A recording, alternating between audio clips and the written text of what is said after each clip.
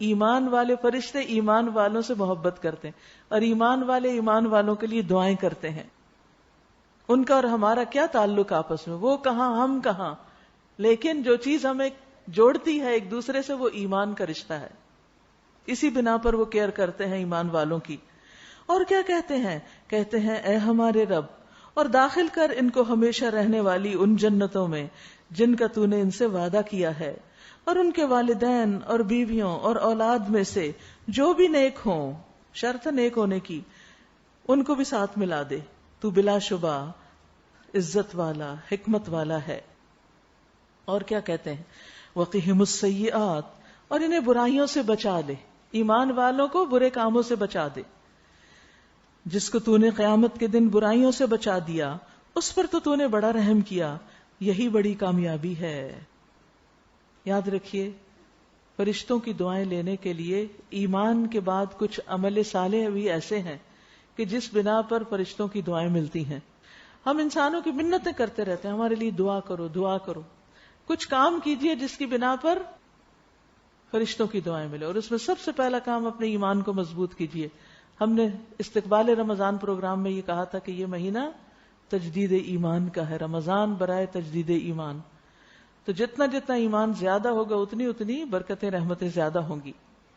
اس کے علاوہ نماز کے بعد جو شخص جائے نماز پہ بیٹھ کر اللہ کا ذکر کرتا ہے، جتنی دیر بیٹھتا ہے اتنی دیر فرشتے اس پہ صلاۃ پڑھتے ہیں اور کہتے ہیں کہ اللہم اغفر لہ اللہم ارحمہ، اللہ اس کو بخش دے، اس کو رحم کر.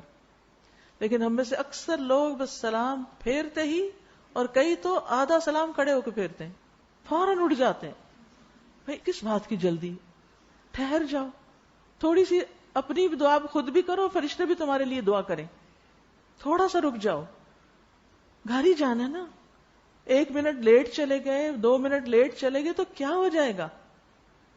کوئی بھی کام، جس کام کی وجہ سے آپ جلدی بچاتے ہیں اور جائے نماز سے اٹھ کے بھاگنے کی کرتے ہیں، اپنے آپ کو روک کے کہا کریں 1 منٹ اس کام میں لیٹ ہو گئے تو کیا ہو جائے گا، 2 منٹ لیٹ ہو گئے تو کیا ہو جائے گا.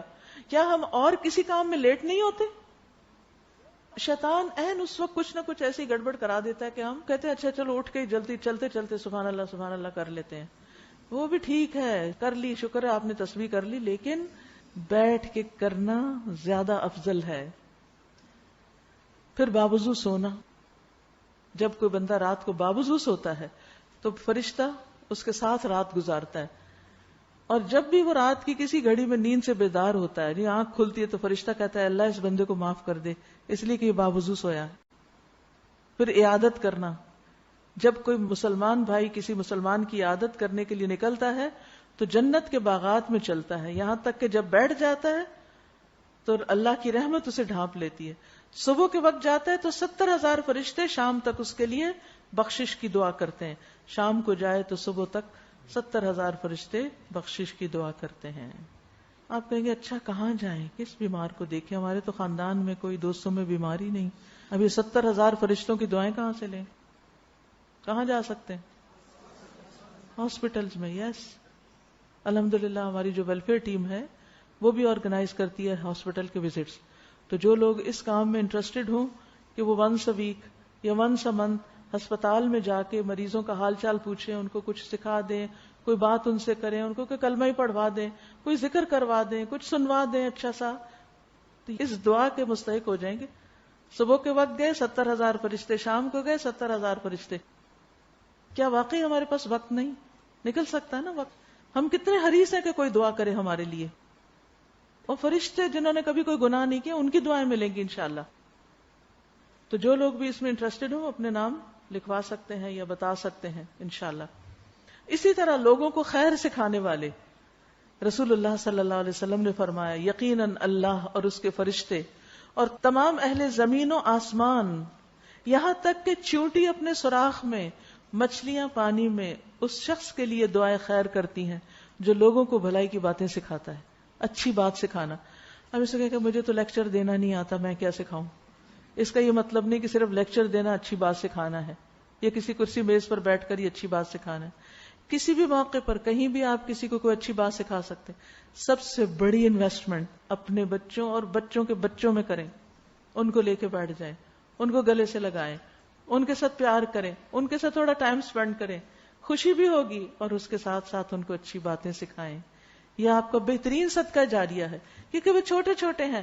اب سے سیکھ کے ساری زندگی جو کریں گے سب ثواب آپ کو ملے گا اور دعائیں الگ آپ کو ملیں گی. بس نیت کر لیں کہ یہ میں نے کرنا ہے، یہ سکھانا ہے. اسی طرح سحری کرنے والوں کے لیے رحمت کی دعائیں کرتے ہیں فرشتے، اور جب کوئی مسلمان کسی مسلمان بھائی کے لیے دعا کرتا ہے تو اس کے لیے بھی فرشتہ آمین کہتا ہے. اور پھر یہ جنت میں جانے کی دعائیں کرتے ہیں، اور یہ دعائیں کرتے ہیں کہ سارا خاندان اکٹھا جنت میں جائے. یہ بھی فرشتے دعائیں کرتے ہیں.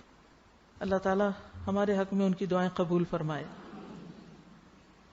وَذَلِكَ هُوَ الْفَوْزُ الْعَظِيمُ، یہ ہے سب سے بڑی کامیابی، یہ ہے ہائیسٹ لیول آف سکسیس جس کو کوئی حاصل کر سکے.